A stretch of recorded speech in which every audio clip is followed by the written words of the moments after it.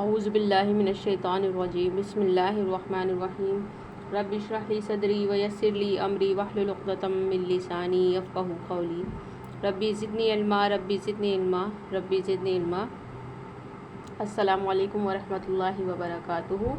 سورہ نساء کا مطالعہ کر رہے ہیں۔ پہلا رکوع ہمارا کنٹینیو ہے، اس میں ہم نے 2 آیتوں کا مطالعہ کر لیا تھا، آج تیسری آیت سے کنٹینیو کریں گے۔ بسم اللہ الرحمن الرحیم۔ وَإِنْ خِفْتُمْ أَلَّا تُقْسِطُوا فِي الْيَتَامَى فَانكِحُوا مَا طَابَ لَكُم مِّنَ النِّسَاءِ مَثْنَىٰ وَثُلَاثَ وَرُبَاعَ فَإِنْ خِفْتُمْ أَلَّا تَعْدِلُوا فَوَاحِدَةً أَوْ مَا مَلَكَتْ أَيْمَانُكُمْ ذَلِكَ أَدْنَىٰ أَلَّا تَعُولُوا۔ اس کا ترجمہ کچھ ایسا ہے، اور اگر تم یتیموں کے ساتھ بے انصافی کرنے سے ڈرتے ہو تو جو عورتیں تم کو پسند آئیں ان میں سے 2-2، 3-3، 4-4 سے نکاح کر لو، لیکن اگر تمہیں اندیشہ ہو کہ ان کے ساتھ عدل نہ کر سکو گے تو پھر ایک ہی بیوی کرو، یا ان عورتوں کو زوجیت میں لاؤ جو تمہارے قبضے میں آئی ہیں۔ بے انصافی سے بچنے کے لیے یہ زیادہ قرین ثواب ہے۔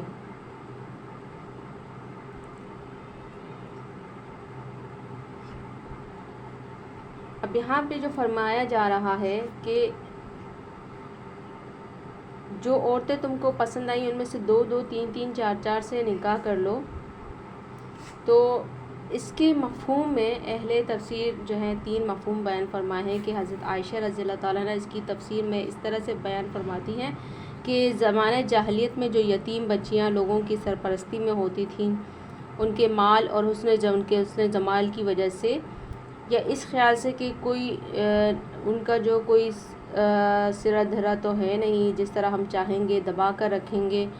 وہ ان کے ساتھ خود نکاح کر لیتے تھے اور پھر ان پر ظلم کیا کرتے تھے۔ اس پر ارشاد ہوا کہ اگر تم کو اندیشہ ہو کہ یتیم لڑکیوں کے ساتھ انصاف نہ کر سکو گے تو دوسری عورتیں دنیا میں موجود ہیں، ان میں سے جو تمہیں پسند آ جائے ان کے ساتھ نکاح کر لو۔ اور اسی صورت میں جو 19ویں رکوع کی پہلی آیت ہے اسی تفسیر کی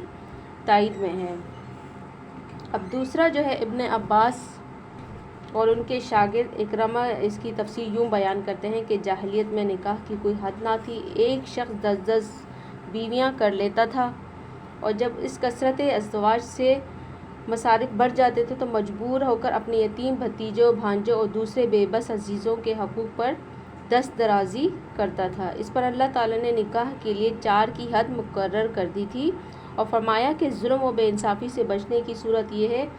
کہ 1 سے لے کر 4 تک اتنی بیویاں کرو جن کے ساتھ تم عدل پر قائم رہ سکو۔ تیسری جو اس کی تفسیر یوں بیان ہوتی ہے، سعید بن جبیر اور قتادہ کی ہے، وہ اور بعض دوسرے مفسرین بھی یہ کہتے ہیں کہ جہاں تک یتیموں کا معاملہ ہے، اہل جاہلیت بھی ان کے ساتھ بے انصافی کرنے کو اچھی نظر سے نہیں دیکھتے تھے، لیکن عورتوں کے معاملے میں ان کے ذہن عدل و انصاف کے تصور سے خالی تھے، جتنی چاہتے تھے شادیاں کر لیتے تھے، پھر ان کے ساتھ ظلم و جور سے پیش آتے تھے۔ اس پر ارشاد ہوا کہ اگر تم یتیموں کے ساتھ بے انصافی کرنے سے ڈرتے رہو تو عورتوں کے ساتھ بھی بے انصافی کرنے سے ڈرو، اول تو 4 سے زیادہ نکاح ہی نہ کرو، اور اس 4 کی حدیں بھی بس اتنی بیویاں رکھو جن کے ساتھ انصاف کر سکو۔ اب یہاں پہ ہم نے 3 اس کے مفہوم بیان کر دیے، اس آیت کے 3 تفسیریں بیان کر دیں۔ اب اس کا ایک مفہوم یہ بھی ہو سکتا ہے کہ اگر تم یتیموں کے ساتھ ویسے انصاف نہیں کر سکتے تو ان عورتوں سے نکاح کر لو جن کے ساتھ یتیم بچے ہیں۔ اب اگلی ہی آیت ہے اس کے بارے میں کہ پھر یا تو ایک ہی بیوی کرو یا ان عورتوں کو زوجیت میں لاؤ جو تمہارے قبضے میں آئی ہیں، مطلب فَإِنْ خِفْتُمْ أَلَّا تَعْدِلُوا فَوَاحِدَةً أَوْ مَا مَلَكَتْ أَيْمَانُكُمْ۔ اگر تمہیں یہ اندیشہ ہو کہ تم ان کے ساتھ جو عدل نہیں کر سکو گے تو پھر ایک ہی بیوی کرو۔ اس پر جو ہے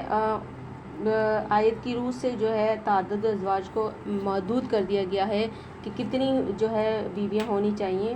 اور بیک وقت 4 سے زیادہ بیویاں رکھنے کو منع کر دیا گیا۔ روایت سے بھی اس کی تصدیق ہوتی ہے، احادیث میں آیا ہے کہ طائف کا رئیس سعیلان جب اس نے اسلام قبول کیا تو اس کی 9 بیویاں تھیں۔ نبی صلی اللہ علیہ وسلم نے اسے حکم دیا کہ 4 بیویاں رکھ لو اور باقی کو چھوڑ دو۔ اسی طرح ایک دوسرے شخص تھے نوفل بن معاویہ، ان کی 5 بیویاں تھیں، آپ نے حکم دیا کہ ان میں سے ایک کو چھوڑ دیں۔ اس کے علاوہ یہ آیت جو ہے بیویوں کی تعداد کے جواز کو جو ہے عدل کے ساتھ مشروط کرتی ہے کہ اگر عدل کر سکتے ہو، عدل کی شرط کو پورا جو شخص نہیں کر سکتا مگر ایک یا ایک سے زیادہ بیوی کرنے کے جواز سے فائدہ اٹھاتا ہے تو وہ اللہ کے ساتھ دغا بازی کرتا ہے، اور اسلامی حکومت کی عدالتوں کو یہ حق حاصل ہے کہ جس بیوی یا جن بیویوں کے ساتھ وہ انصاف نہ کر رہا ہو تو ان کی داد و رسی کریں۔ اب ہمارے ہاں جو مغرب کا زیادہ تر قانون ہے، ہم زیادہ تر وہاں سے زیادہ انسپریشن لے رہے ہوتے ہیں، تو وہاں سے مغلوب اور مرعوب ہو کر ہم یہ بعض لوگ جو ہے یہ ثابت کرنے کی کوشش کرتے ہیں کہ قرآن کا اصل مقصد جو ہے ازواج کی جو تعدد کے طریقے کو جو جس کو مغربی نقطہ نظر سے برا سمجھا جاتا ہے اس کو مٹا دینا تھا، مگر چونکہ یہ طریقہ بہت زیادہ رواج پا چکا تھا اس لیے اس پر صرف پابندیاں عائد کر کے چھوڑ دیے گئے، لیکن اس قسم کی باتیں دراصل محض ذہنی غلامی کا نتیجہ ہیں، اور بیویوں کی تعداد کے جو ہے ایک برائی ہونا بجائے خود ناقابل تسلیم ہے ان لوگوں کے لیے، کیونکہ بعض حالات میں یہ چیز ایک تمدنی اور اخلاقی ضرورت بن جاتی ہے۔ اگر اس کی اجازت نہ ہو تو پھر وہ لوگ جو ایک عورت پر نہیں وہ کر سکتے، قناعت نہیں کر سکتے، حصار نکاح سے باہر جو صنفی بدامنی پھیلانے لگتے ہیں، جس کے نقصانات ہمیں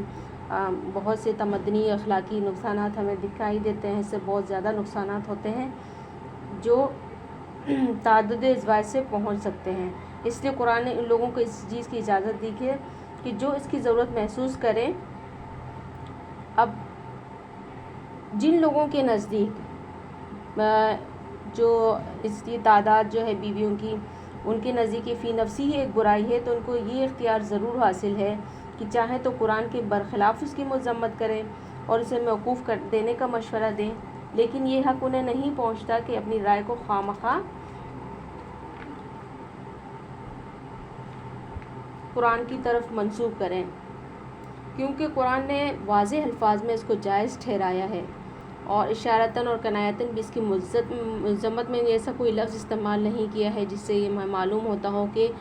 اسے مسدود کرنا چاہیے۔ اب یہاں پہ کچھ ان خواتین کا ذکر ہے جو کہ جن کے متعلق فرمایا کہ ان عورتوں کو زوجیت میں لاؤ جو تمہارے قبضے میں آئی ہیں۔ یہ دراصل لونڈیوں کا ذکر ہے جو اس زمانے میں ہوتا تھا۔ تو لونڈیاں اصل میں ہیں وہ عورتیں جو جنگ میں گرفتار ہو کر آئیں اور حکومت کی طرف سے لوگوں میں تقسیم کر دی جائیں۔ مطلب اگر یہ ہے کہ اگر ایک آزاد خاندانی بیوی کا بار بھی برداشت نہ کر سکو تو پھر لونڈی سے نکاح کر لو، جیسا کہ رکوع 4 میں آگے آیا ہے، یا یہ کہ اگر ایک سے زیادہ عورتوں کی تمہیں ضرورت ہو اور آزاد خاندانی بیویوں کے درمیان عدل رکھنا تمہارے لیے مشکل ہو تو لونڈیوں کی طرف رجوع کرو، کیونکہ ان کی وجہ سے تم پر ذمہ داریوں کا بار نسبتاً کم پڑے گا۔ اب آگے جو ہم اس میں لونڈیوں کے متعلق مزید احکامات بھی جو ہمیں تفصیل سے ملیں گے۔ اب اس کے بعد اگلی آیت میں فرمایا جا رہا ہے، آیت نمبر 4 میں وَآتُوا النِّسَاءَ صَدُقَاتِهِنَّ نِحْلَةً فَإِن طِبْنَ لَكُمْ عَنْ شَيْءٍ مِّنْهُ نَفْسًا فَكُلُوهُ هَنِيئًا مَرِيئًا، اور عورتوں کے مہر خوشدلی کے ساتھ فرض جانتے ہوئے ادا کرو، البتہ اگر وہ خود تمہیں مہر کا کوئی حصہ معاف کر دیں تو اسے تم مزے سے کھا سکتے ہو۔ اب یہاں پہ مہر کی جو ہے بات ہو رہی ہے، اور یہ آیت جو ہے بہت وسیع معنی کی حامل آیت ہے۔ اس میں امت کو ایک جامع ہدایت فرمائی گئی ہے کہ مال جو ذریعہ قیام زندگی ہے، بہرحال ایسے نادان لوگوں کے اختیار و تصرف میں نہیں رہنا چاہیے۔ اور یہاں پہ حضرت عمر اور قاضی شریح کا یہ فیصلہ بھی کہ اگر کسی عورت نے اپنے شوہر کو پورا مہر یا اس کا کوئی حصہ معاف کر دیا ہو اور بعد میں وہ اس کا پھر مطالبہ کرے تو شوہر اس کا ادا کرنے پر مجبور کیا جائے گا، کیونکہ اس کا مطالبہ کرنا یہ معنی رکھتا ہے کہ وہ اپنی خوشی سے مہر یا اس کا کوئی حصہ چھوڑنا نہیں چاہتی۔ اگلی آیت میں فرمایا جا رہا ہے وَلَا تُؤْتُوا السُّفَهَاءَ أَمْوَالَكُمُ الَّتِي جَعَلَ اللَّهُ لَكُمْ قِيَامًا وَارْزُقُوهُمْ فِيهَا وَاكْسُوهُمْ وَقُولُوا لَهُمْ قَوْلًا مَّعْرُوفًا،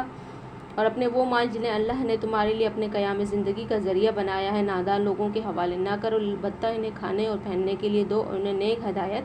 کرو۔ یہ ایک جو ہے جامع آیت ہے اور اس میں امت کو جامع ہدایت فرمائی گئی ہے کہ مال جو ہمارے لیے ذریعہ قیام زندگی ہے، ہماری زندگی کا ایک اہم حصہ ہے، بہرحال اسے ایسے نادان لوگوں کے اختیار میں یا ان کی اس میں نہیں دینا چاہیے، حوالے نہیں کرنا چاہیے، جو اسے غلط طریقے سے استعمال کر کے معیشت جو نظام ہے، ہمارے تمدنی نظام ہے، اس کے نظام اخلاق کو خراب کر دیں۔ آگے یہاں پہ جہاں تک آدمی کی ضروریات زندگی کا تعلق ہے تو وہ تو ضرور پوری ہونی چاہیے، لیکن جہاں تک حقوق مالکانہ کے آزادانہ استعمال کا تعلق ہے اس پر یہ پابندی عائد ہونی چاہیے کہ یہ استعمال جو اخلاقی و تمدنی اور اجتماعی معیشت کے لیے صریحاً مضر نہ ہو، کوئی نقصان دہ نہ ہو۔ اس ہدایت کے مطابق چھوٹے پیمانے پر ہر صاحب مال کو اس بات کا لحاظ رکھنا چاہیے کہ وہ اپنا مال جس کے حوالے کر رہا ہے وہ اس کے استعمال کی صلاحیت رکھتا ہے یا نہیں، اور بڑے پیمانے پر حکومت اسلامی کو جو ہے اس چیز کا انتظام کرنا چاہیے کہ جو لوگ اپنے اموال پر خود مالکانہ جو ہے وہ تصرف کے اہل نہ ہوں یا جو لوگ اپنی دولت کو برے طریقوں سے استعمال کر رہے ہوں ان کی املاک کو وہ اپنے انتظام میں لے لیں، ان کی ضروریات زندگی کا بندوبست کریں۔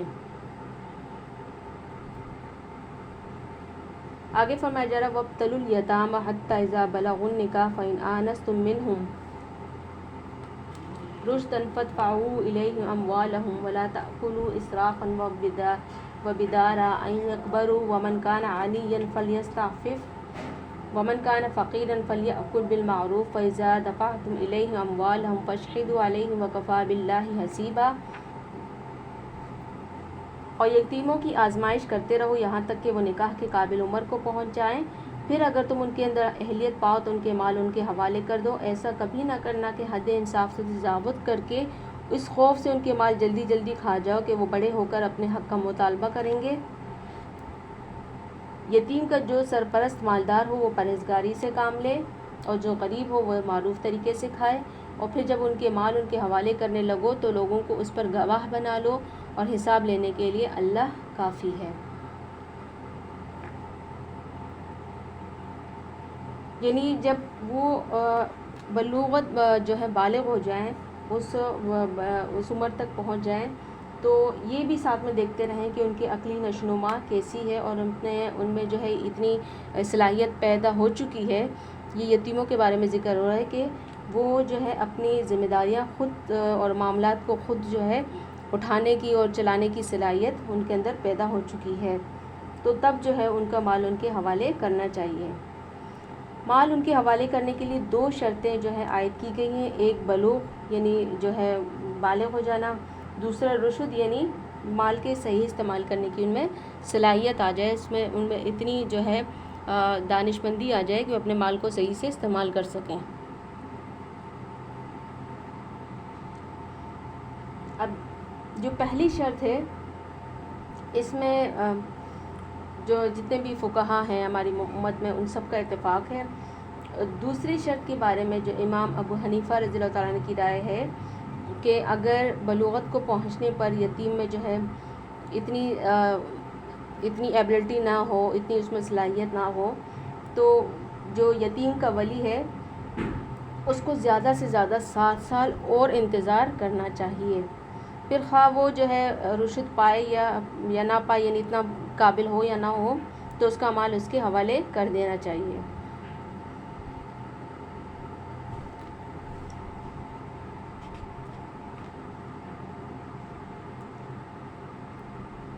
اگلی آیت میں فرمایا جا رہا ہے لِلرِّجَالِ نَصِيبٌ مِّمَّا تَرَكَ الْوَالِدَانِ وَالْأَقْرَبُونَ وَلِلنِّسَاءِ نَصِيبٌ مِّمَّا تَرَكَ الْوَالِدَانِ وَالْأَقْرَبُونَ مِمَّا قَلَّ مِنْهُ أَوْ كَثُرَ نَصِيبًا مَّفْرُوضًا۔ مردوں کے لیے اس مال میں حصہ ہے جو ماں باپ اور رشتہ داروں نے چھوڑا ہو، عورتوں کے لیے بھی اس مال میں حصہ ہے جو ماں باپ اور رشتہ داروں نے چھوڑا ہو، خواہ تھوڑا ہو یا بہت، تو یہ حصہ اللہ کی طرف سے مقرر ہے۔ اب اس آیت میں واضح طور پر 5 قانونی حکم دیے گئے ہیں۔ ایک یہ کہ میراث صرف مردوں ہی کا حصہ نہیں ہوتی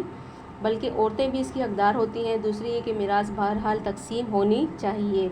خواہ وہ کتنی ہی کم ہو، حتیٰ کہ اگر مرنے والے نے 1 گز کپڑا چھوڑا ہے اور 10 وارث ہیں تو اسے بھی 10 حصوں میں تقسیم ہونا چاہیے۔ اتنی زیادہ اہمیت ہے وراثت کی تقسیم کی۔ یہ اور بات ہے کہ ایک وارث دوسرے وارثوں سے ان کا حصہ خرید لے۔ تیسرے اس آیت سے یہ بات بھی جو ہے وضاحت ہوتی ہے کہ وراثت کا قانون ہر قسم کے مال، جتنی بھی ملکیت ہوگی اس پر جاری ہوگا، خواہ وہ منقولہ ہو یا غیر منقولہ، زرعی ہو یا صنعتی ہو یا کسی اور صنف مال میں جو ہے شمار ہوتے ہوں۔ چوتھا اس سے یہ معلوم ہوتا ہے کہ میراث کا حق اس وقت پیدا ہوتا ہے جب مورث کوئی مال چھوڑ مرا ہو۔ پانچواں اس سے یہ بھی پوائنٹ نکلتا ہے کہ قریب تر رشتہ داروں کی موجودگی میں جو دور کے رشتہ دار ہیں وہ میراث نہیں پائیں گے۔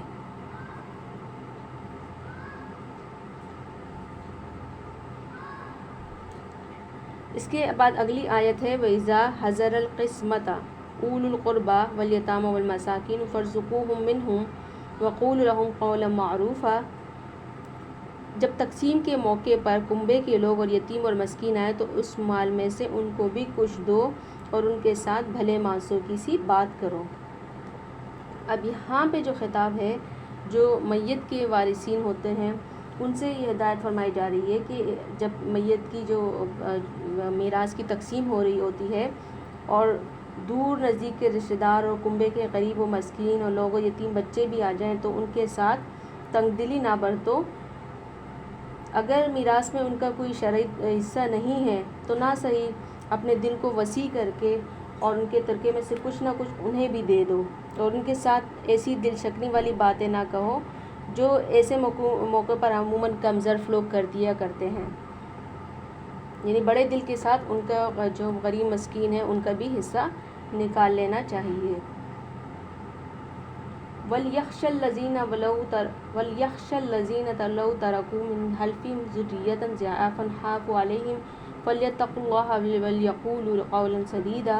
إِنَّ الَّذِينَ يَأْكُلُونَ أَمْوَالَ الْيَتَامَى ظُلْمًا إِنَّمَا يَأْكُلُونَ فِي بُطُونِهِمْ نَارًا وَسَيَصْلَوْنَ سَعِيرًا۔ لوگوں کو اس بات کا خیال کر کے ڈرنا چاہیے کہ اگر وہ خود اپنے پیچھے بے بس اولاد چھوڑتے تو مرتے وقت انہیں اپنے بچوں کے حق میں کیسے کیسے کچھ اندیشے لاحق ہوتے۔ بس چاہیے کہ وہ خدا کا خوف کریں اور راستی کی بات کریں۔ جو لوگ ظلم کے ساتھ یتیموں کے مال کھاتے ہیں در حقیقت اپنے پیٹ آگ سے بھرتے ہیں اور وہ ضرور جہنم کی بھڑکتی ہوئی آگ میں جھونکے جائیں گے۔ اب یہ کتنی اہم بات کی جا رہی ہے کہ مطلب دوسروں کے لیے جو ہم خیال جب آتا ہے، طرز جب آتا ہے جب ہم پر خود گزرتی ہے، تو یہاں پہ یہی بات کی جا رہی ہے کہ ہمیں بھی لوگوں کے لیے اس بات کا خیال کرتے وقت ہمیں بھی ڈرنا چاہیے کہ ہم پیچھے اپنی اولاد کو جو ہے بے بس چھوڑتے تو ہمیں کس طرح کے اندیشے لاحق ہوتے ہیں۔ حدیث میں آیا کہ جنگ احد کے بعد حضرت سعد بن ربیع کی بیوی اپنی 2 بچیوں کو لیے ہوئے نبی صلی اللہ علیہ وسلم کی خدمت میں حاضر ہوئی اور انہوں نے عرض کی یا رسول اللہ صلی اللہ علیہ وسلم، یہ سعد کی بچیاں ہیں جو آپ کے ساتھ احد میں شہید ہوئے ہیں، ان کے چچا نے پوری جائیداد پر قبضہ کر لیا ہے، ان کے لیے ایک جبہ تک نہیں چھوڑا ہے، اب بھلا ان بچیوں سے کون نکاح کرے گا؟ تو اس پر یہ آیات نازل ہوئی۔ تو اس میں ہمیں جو ہے بہت زیادہ خیال رکھنا چاہیے کہ یتیموں کا مال جو ہے یتیم ہو گئے تھے۔ دراصل یہ جو وراثت کے جتنے بھی یہاں پہ آ رہے ہیں یہ جنگ احد میں زیادہ تر لوگ جو شہید ہوتے تو پیچھے ان کے پیچھے یتیم بچے اور بیوہ عورتیں رہ گئی تھیں، تو ان کے لیے یہ آیات نازل ہوئی ہیں، یہ ساری آیات جو ہیں اور یہ رکوع خاص کر۔ تو یہاں پہ بھی یہ جو خاتون کا جو جنگ احد میں جن کے شوہر شہید ہو گئے تھے اور وہ نبی صلی اللہ علیہ وسلم کی خدمت میں حاضر ہوئی اور شکایت کی کہ ان کے چچا نے ان کی بچیوں کے جو ہے پورا جائیداد پر قبضہ کر لیا، تو اس میں جو ہے یہ آیتیں نازل ہوئی۔ تو اتنی زیادہ اہمیت تھی اس مسئلے کی جس پر اللہ تعالیٰ نے فوراً ہی جو ہے ان آیات کا نزول فرمایا۔ تو یہاں پہ ہمارا یہ رکوع نمبر 1 کمپلیٹ ہو رہا ہے اور اس میں جو ہے ہم نے بہت اہم باتیں پڑھی۔ سب سے پہلے جو ہم نے پڑھا کہ جو عورتوں کے حقوق سے متعلق، رشتہ داروں کے حقوق سے متعلق، والدین کے حقوق میں یعنی اتنا زیادہ اہمیت ہے کہ والدین کے حقوق سے بھی کہ اگر ان کے انتقال کے بعد ان کے رشتوں کو جوڑو جو ان کے بغیر جڑ نہیں سکتے، یعنی رشتہ داروں کے ساتھ تعلقات اتنے زیادہ اہم ہیں۔ بیویوں سے عدل کی بات ہوئی، عدل، اور اس کے بارے میں حدیث ہے کہ آپ صلی اللہ علیہ وسلم نے فرمایا جب آدمی کے پاس بیویاں ہوں اور اس نے ان کے حقوق میں انصاف اور برابری نہ رکھی ہو تو قیامت کے دن اس حال میں آئے گا کہ اس کا آدھا دھڑ گر گیا ہو، یعنی مطلب کہ اس کا آدھا دھڑ جو فالج زدہ ہوگا۔ یہ ابو ہریرہ اور ترمذی کی جو ہے ان سے روایت ہے۔ پھر ہم نے عورتوں کے مہر کے حق سے متعلق بات کی کہ اس کو زبردستی نہیں معاف کرایا جا سکتا، اور مہر کے لیے آج کے معاشرے میں جو ایک چیز زیادہ نوٹس میں آ رہی ہے کہ کوشش کی جاتی ہے کہ طلاق نہ دیں، بلکہ لڑکی جو ہے خود خلا لے لے تاکہ مہر معاف ہو سکے۔ نبی صلی اللہ علیہ وسلم نے فرمایا کہ شرطوں میں سے وہ شرط پوری کی جانے کی سب سے زیادہ مستحق ہے جس کے ذریعے تم عورتوں کی عصمت کے مالک بنے ہو، یعنی مہر جو ہے، حق مہر جو ہے وہ سب سے پہلے ادا کرنا چاہیے۔ آج کل ہم شادی بیاہ پر جو ہے لاکھوں روپے لٹا دیتے ہیں، لیکن جہاں حق مہر کی بات آتی ہے جس کے ذریعے سے ایک عورت حلال ہو جاتی ہے تو وہاں پہ منہ لٹک جاتے ہیں، منہ بن جاتے ہیں سب کے کہ اتنا نہیں، اتنا ہونا چاہیے، شریعت کو سائڈ میں رکھ دیا جاتا ہے۔ تو اللہ تعالیٰ سے دعا ہے کہ جو ہے اللہ تعالیٰ ہمیں ان آیات میں ہم نے جو پڑھا سمجھا، اور آج کل کے معاشرے کے حوالے سے جتنی اہم یہ آیتیں ہیں اگر ان کو حقیقتاً معنی کے ساتھ اور سمجھ کر پڑھیں تو بہت سی جو ہمارے معاشرے میں برائیاں پھیلی ہوئی ہیں ان کا خاتمہ ممکن ہے۔ اللہ تعالیٰ ہمیں سمجھنے والا، پڑھنے والا اور اس میں پیغام کو دوسروں تک پہنچانے والا بنائے۔ وآخر دعوانا ان الحمد للہ رب العالمین۔